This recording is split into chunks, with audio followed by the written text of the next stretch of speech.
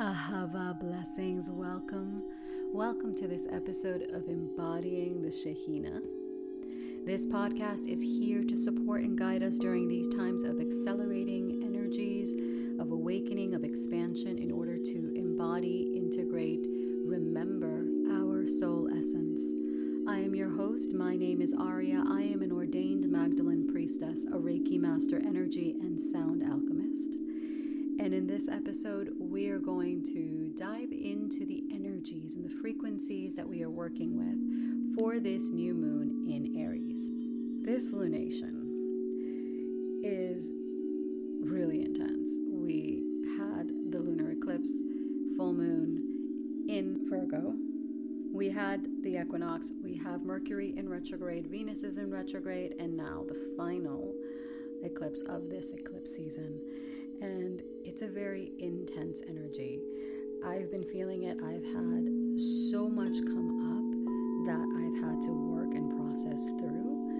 And I consider it a blessing to have the opportunity to address past life, this life, family issues, all of it. Because it really has given me the opportunity to expand and to really level up. So this new moon is happening on the 29th of March, 6:57 a.m. Eastern Standard, 3:57 Pacific Standard Mountain Time. It's 2:57 in the morning. CET time, it's 12:57. So it's at 9 degrees of Aries. 9. Seems like I think every new moon is at 9 degrees. 9, of course, is the number 9 year. Endings, beginnings, completions, closing of cycles. This new moon is particularly potent. So it is in Aries. Aries is the first sign of the Western zodiac in the biblical astrology that was followed by Yeshua and Mary Magdalene, Christic mystic school, I guess, the Essenes, these ancient wisdom keepers. Their year began with Virgo, the Virgin Queen Priestess, Sovereign Priestess, and ended with Leo. But in the Western astrology, it begins with Aries, and it begins with this beautiful, very potent, and very powerful energy. So Aries is considered the first sign of the zodiac. It's a fire starter. It's a very fiery energy because, well, it is a fire sign. It is ruled by Mars. The Aramaic frequency that created Mars is the Dalet. And Dalet is all about its initiation. Dalet is the doorway. It is the threshold that we must cross through to be fully initiated. The Aries energy activates the pineal gland. The Aries energy is the ram. The Aries energy was created by the Aramaic Hebrew letter He. And the He is the breath of life, the breath of the Shekhinah. It is the universal life. Represents also the desire to receive because it's the numerology is a 5, and 5 also has to do a lot with action, with the 5 fingers, with really forward movement. The He, but it's actually a little deeper because the He really represents the soul that is comfortable in the body. If you're anything like me, if you're highly sensitive, intuitive, empathic, you oftentimes growing up did not feel that you belonged on this earth. You didn't feel you belong in your family. You didn't feel you belonged amidst this chaotic world of duality. So there is that tendency to wish to disassociate ourselves with the physical. So it's hard to be embodied. But Aries teaches us to be fully embodied, to be fully in and to take action. Now, the thing with Aries is that oftentimes Aries does not think or listen before Aries takes action. So that can lead to some hiccups. So this energy is particularly potent also because of all of the conjunctions. Okay, so we have the sun, which is your outer expression, your physical self, we can say. The moon, which represents your emotions, your inner world, your intuition, also your soul incarnated in the body. They're conjunct. That's how a new moon happens. But it's also in conjunction with Mercury, who is retrograde, also in the sign of Aries. have Neptune in the mix and the North Node. Neptune is, let's see, what can we say about Neptune? Is also about to go into Aries. So it's about to go down. Neptune is the planet of deep spirituality, cosmic, infinite spirituality. It's also the soul, unincarnated, like not in the body. It also represents illusions and delusions. So Neptune can be a little tricky, because Neptune can be likened to the veil that we have over our eyes when we don't wish to see the truth. And a lot of times in modern spirituality, there is the tendency, because Neptune, ruler of Pisces, represents our spirituality, higher consciousness. In the spiritual world, there is a tendency to sugarcoat, to believe that everything is love and light, and not to actually wish to feel the tough emotions, and also the tendency to not wish to deal with hard circumstances. There is the tendency, the escapism tendency of Pisces and Neptune. That's that layer of spirituality. And that layer of spirituality is just that. It's incredibly superficial. It's surface. It's, oh, look, I look the part, therefore I must be doing the work.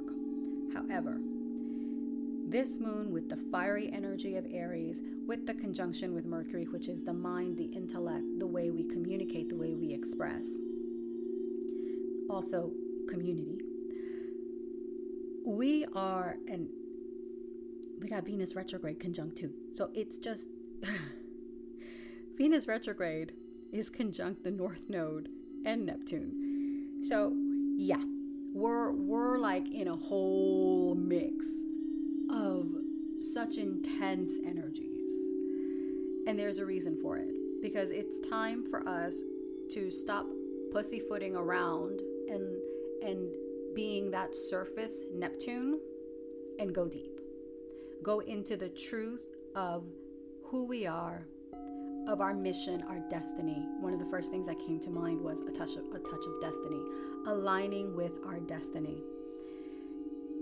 Because this is it. This is exactly what we have been waiting for. This moment where everything is chaos, everything is up in the air, all kinds of stuff is coming out about our society and our culture and our belief systems. Everything is being thrown on its head, and it's supposed to be thrown on its head, because none of it has worked. All of it has been about control, about manipulation, about subjugation, about separation, about living and perpetuating the cycle of duality. And this is what the earth is shaking off herself. The earth is shaking off that frequency of the superficial, of the shallow, of duality, of perpetuating these karmic cycles that keep us in the loop, that make us think that we are not one. It is time to go deep. This is what we have been waiting for. We have been yearning to really and truly align with the infinite cosmic consciousness, with God, Goddess. It doesn't matter what we call it.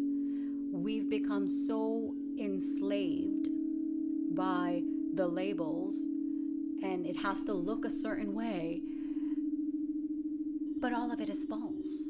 None of it is real. Aries wants shit to be real. Aries is the person that doesn't care about your feelings. They're going to say what they have to say. They're going to do what they have to do, and they're going to trailblaze their way forward. That's the only way Aries goes, like the ram. Also reminds me of Taurus energy. Taurus has that energy too, of once they're going, they're stubborn, but once they're going, they're out there. Aries is more, will headbutt you into going in the direction that you need to be going. And that can be very off-putting to a lot of people, because a lot of people they want things kind of soft and gentle and not to actually have to get dirty and do the work. Aries is here to show us no. You have to be willing to get down in the trenches and do the work.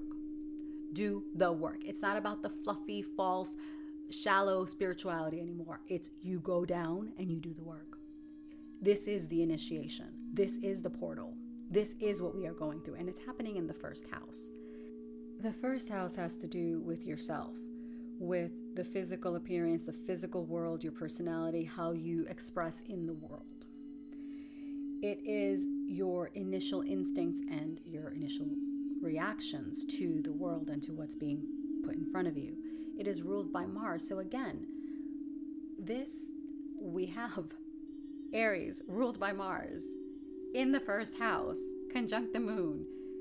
And it's just a soup, a melange of energies that are here to elevate us.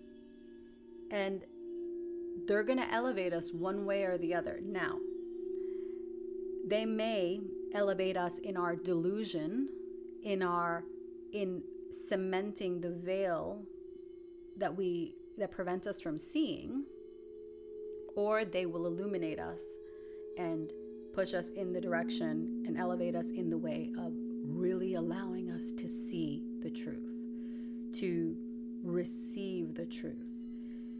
In many of the Gospels of Yeshua and even of Mary Magdalene, they speak of those who have ears, let them hear. What does that mean? We all have ears, but we don't always listen. We don't always actually receive the information because we are so invested in maintaining the programs and the status quo that has been running our lives. We are so heavily invested in that we're only listening to what we want to hear. It's selective hearing, and it's not the true hearing. What this phrase means is allow yourself to truly receive the wisdom that is being shared with you. And Aries also has to do with the covenant, with our agreement with the divine, with our ability to... So Yeshua represented covenant and the agreement, the new covenant, I should say, because before that, we needed the priests as the intermediary to the divine. When Yeshua incarnated and how he preached and lived and taught, he taught us, no, you're communing with the divine just right now. We can do it directly. There needs to be no intermediary, no one in between. The powers that were don't necessarily like that perspective, hence what happened. And now, Mary Magdalene, medium, she took over his ministry. She was his leading apostle because she received the true wisdom, because she was open and she wanted to receive it. So she went and she continued this path of mysticism, these teachings. She embodied them and she continued to share them. Now we are remembering what she truly represented as an incarnated light being. And what she taught was not just you have a direct relationship with the divine, it's up to you to cultivate it. It's you have that direct relationship and you have the ability to cultivate your physical body to be the vessel for the vibrations and the frequencies of the higher celestial realms to be embodied and birthed through you in this physical world. So it's not about the separation and we're going to ascend to another place. It's about bringing those frequencies down here on earth in your experience, living that spirituality, living those higher teachings, living those higher frequencies. And this is what this Aries moon is doing. It is showing us that it's time to shit or get off the pot. Either we're doing the work and we're going to do the purification and we're going to do the activations, and we're going to do the work to cleanse the vessel, to not only align with that higher wisdom, with the celestial light, but to birth it, to bring it down, to embody it, not just being the vessel, but sharing and birthing that new frequency, even though it's not new, it's ancient, but birthing those higher frequencies here in the Malchut, in our physical world. We have Mercury that's in a trine with Mars. So again, there's that energy of revisiting, reconditioning, retooling the way that we think, the way that we believe, the way that we express, and taking action, taking aligned action. This is a very fast, can be a very impetuous, impatient energy. This is why it is all the more important to pay attention to the breath. Hey is the breath. Breathe before, especially since we have the planetary retrogrades, and since Aries just wants to do and doesn't necessarily care about the consequences. Because Aries can be about them. This is why it's very important to merge with the polarity, which is Libra. So Aries is the I, Libra is the we. It's very important to merge these two, because it's not just about us, because we are all interconnected and we're all in this together. But there is that tendency to want to be individualistic and to think that our needs are more important than the collective's needs. No, they are one and the same, which means if you basically only go out to basically be greedy and to do for yourself and to not create good in the world, then you're doing a disservice, not just to yourself, but you're doing a disservice to the collective, which is you. So every action that we take is not just about us, because we are so interconnected and interrelated with everything and everyone. We've lived in a world for 2,000 something years where it's been survival of the fittest, it's been about me, it's been about greed and gluttony and etc. It's been about manipulation, it's been about coercion, it's been about a distortion of power. Aries is about power and leadership, but it is not about power and leadership so you can lord your belief system over someone else. That's not true power. True power is self-mastery. It is knowing that you are infinite consciousness, you are infinite oneness, you are a spark of the divine, doing your inner work to cleanse and remove the veils of the ego, because in the shadow, Aries is the ego. In the light, Aries is the embodied soul, the higher self, the inanna, the I, the higher I that is fused with the earthly I. So Aries, it's about union. It's about cultivating that union, knowing that it's not just about us, and taking inspired action that not only benefits the collective but benefits us. It is about transformation. It is about deep purification, because you cannot activate the pineal gland without purification. If the channel is not clear, you're going to gunk up. The energy is not going to flow correctly. So this is why purification comes in. So what's interesting is I pulled 2 cards before, and of course I pulled the Covenant, which is what I was just talking about what Yeshua brought down and Mary Magdalene represents, and John the Baptist, Yohanan the Baptizer.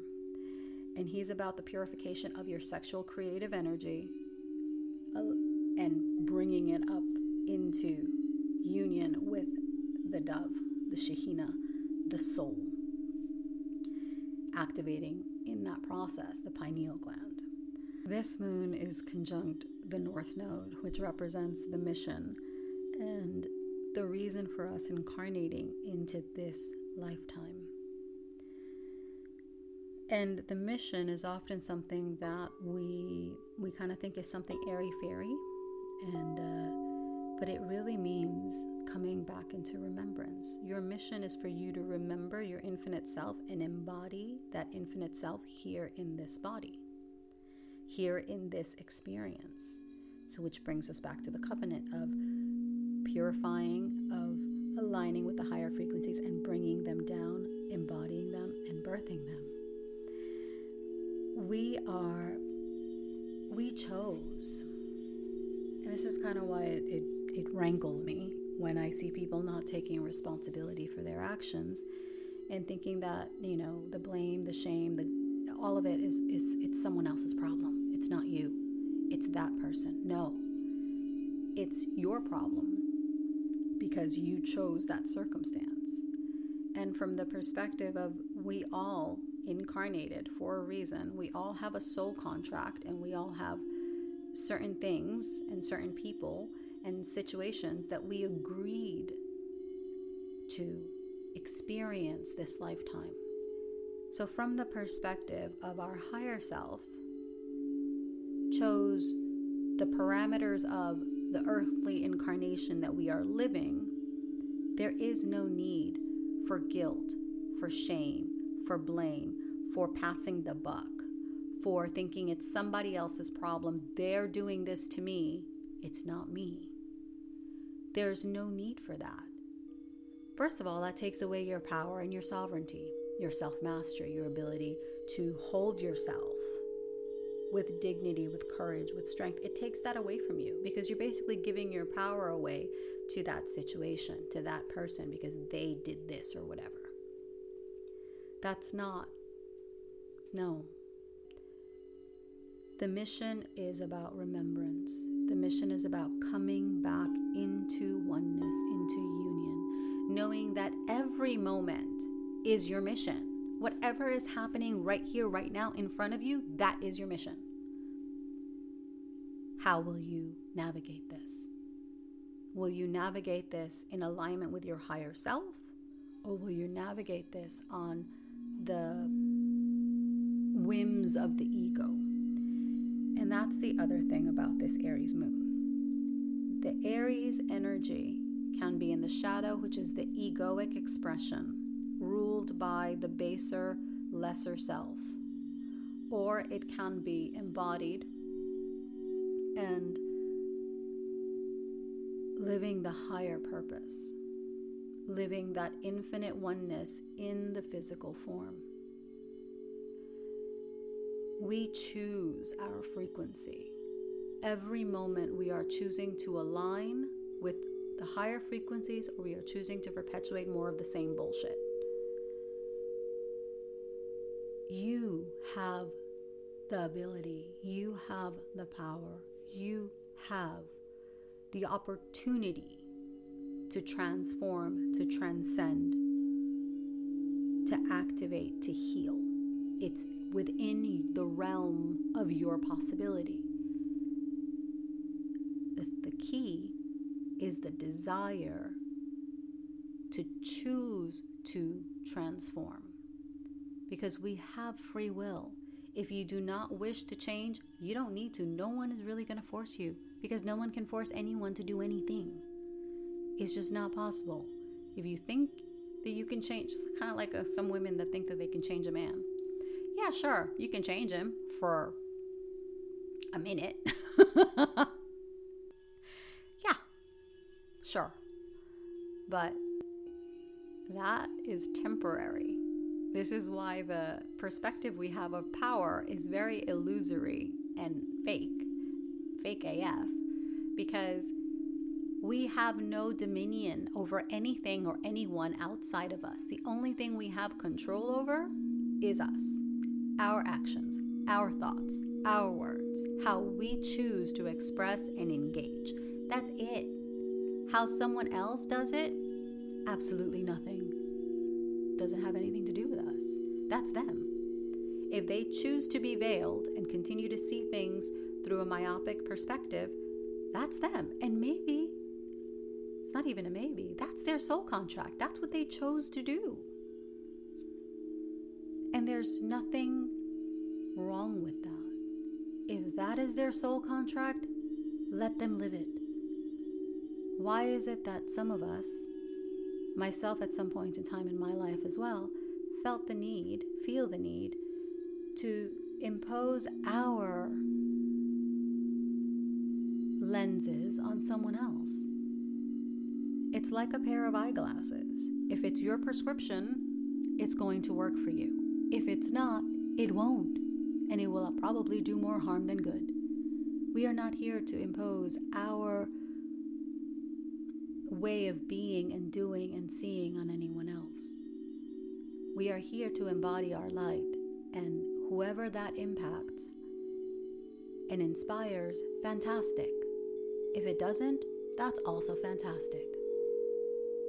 Because we are here to embody the light, and embodying the light means we are embodying love, unity, oneness. This means us and every other being is whole, complete, sovereign, and perfect just as they are. Even the people that did terrible things to us or screwed us over, even them, they did exactly what that soul contract we had with that soul was supposed to be. They followed it to the T. They were supposed to trigger us. They were supposed to hurt us. They were supposed to force us into awakening, force us into going deeper, force us into healing, force us into remembering. They were supposed to. Everything has happened exactly as it needed to for you to be here now. There is no you could have done something better.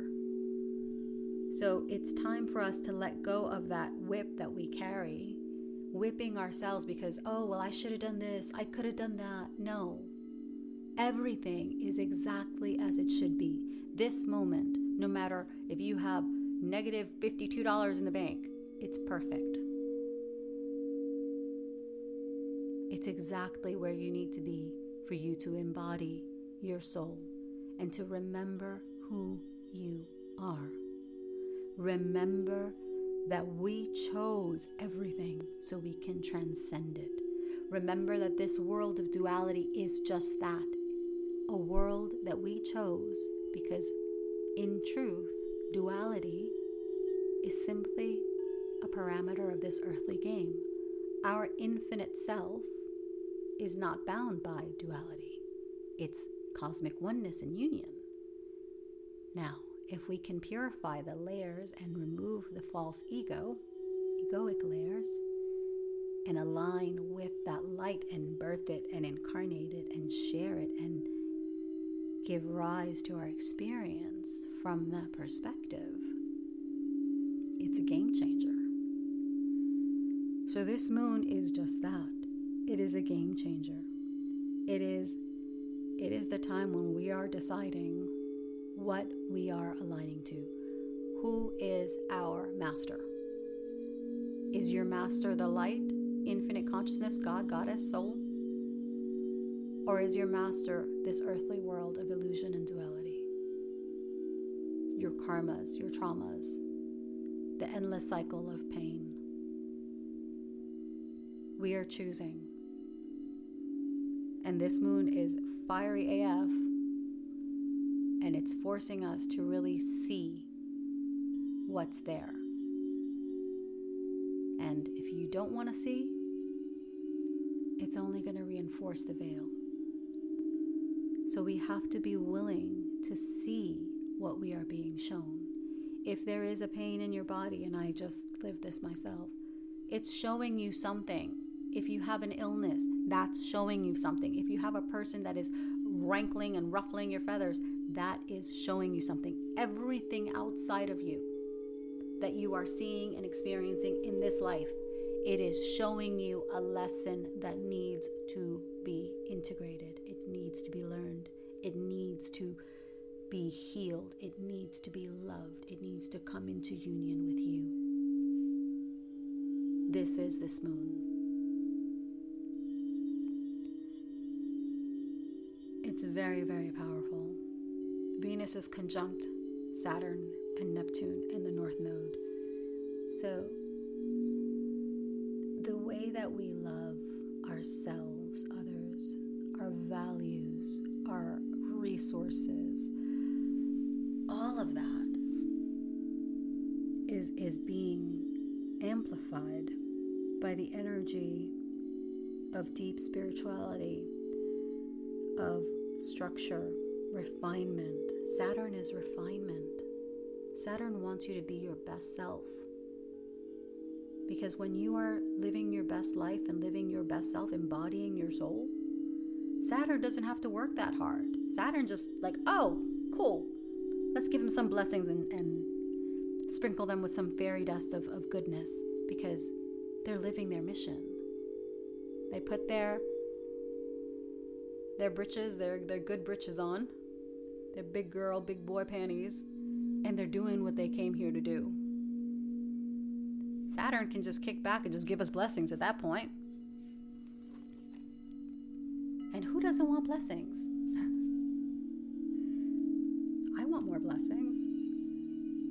And in order to do that, we must be willing to ask ourselves the hard questions. So some questions to reflect on.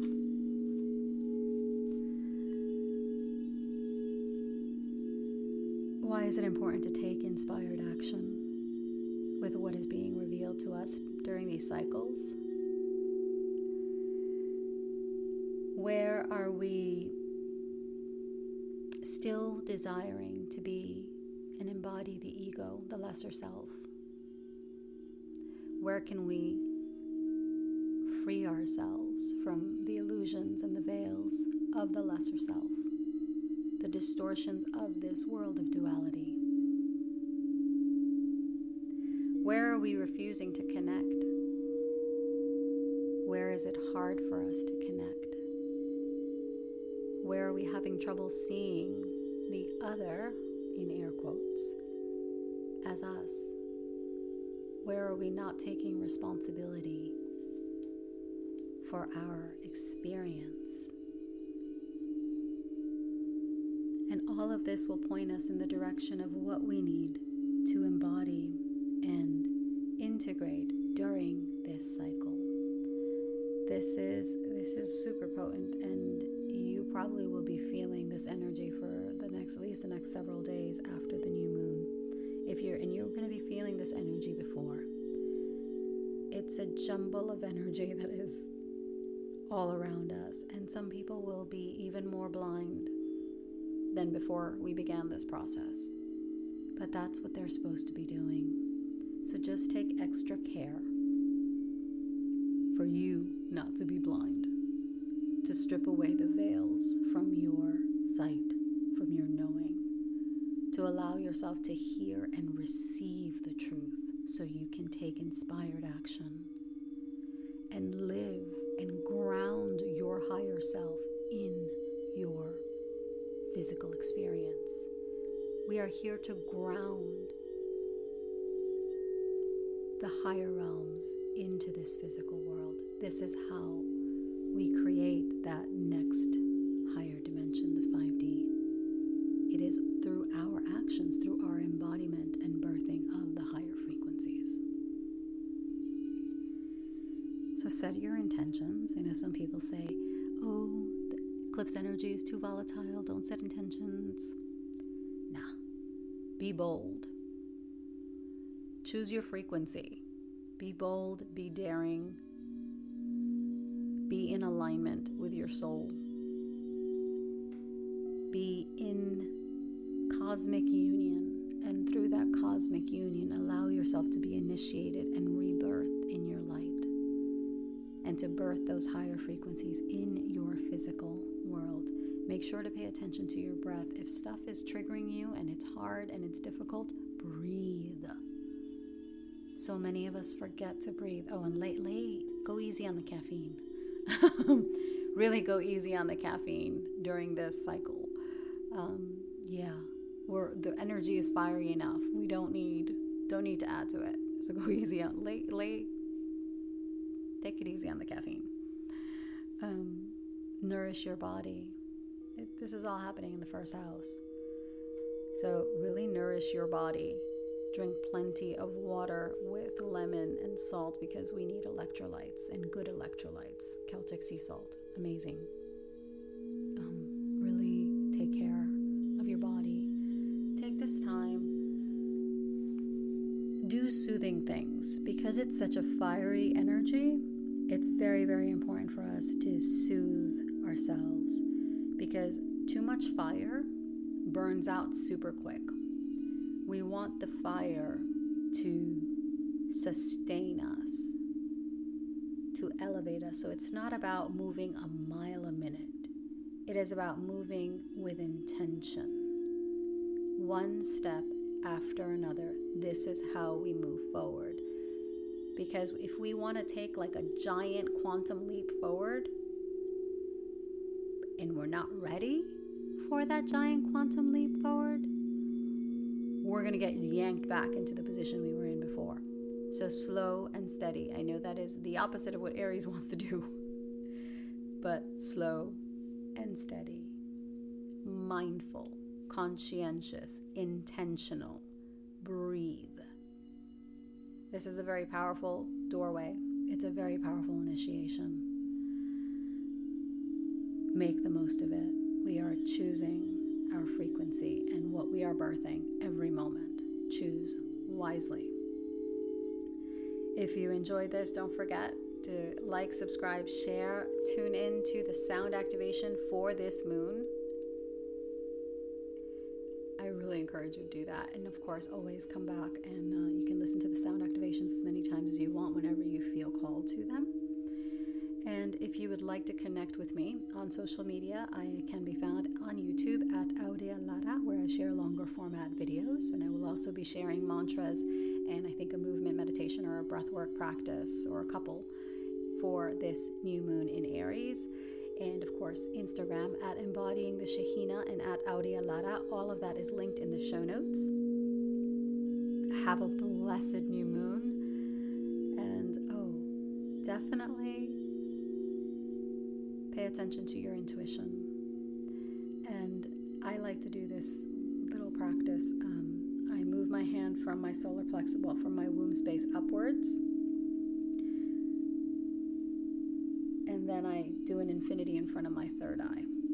This is to strengthen my neutrality and balance my polarity. So strengthen my neutrality, hands all the way from the palm facing forward, up from the womb up to the third eye and beyond, and in front of the third eye. I do this particularly because since we are activating, and I will share an activation on YouTube to activate your pineal gland, because what we want to do is we want to be neutral, because when we are neutral, we are actually allowing ourselves to truly receive the wisdom, as opposed to, remember how I said we can be married to one outcome or something? Yeah, we don't want to do that. We want to be the clearest channel and vessel we can be. Have a blessed new moon,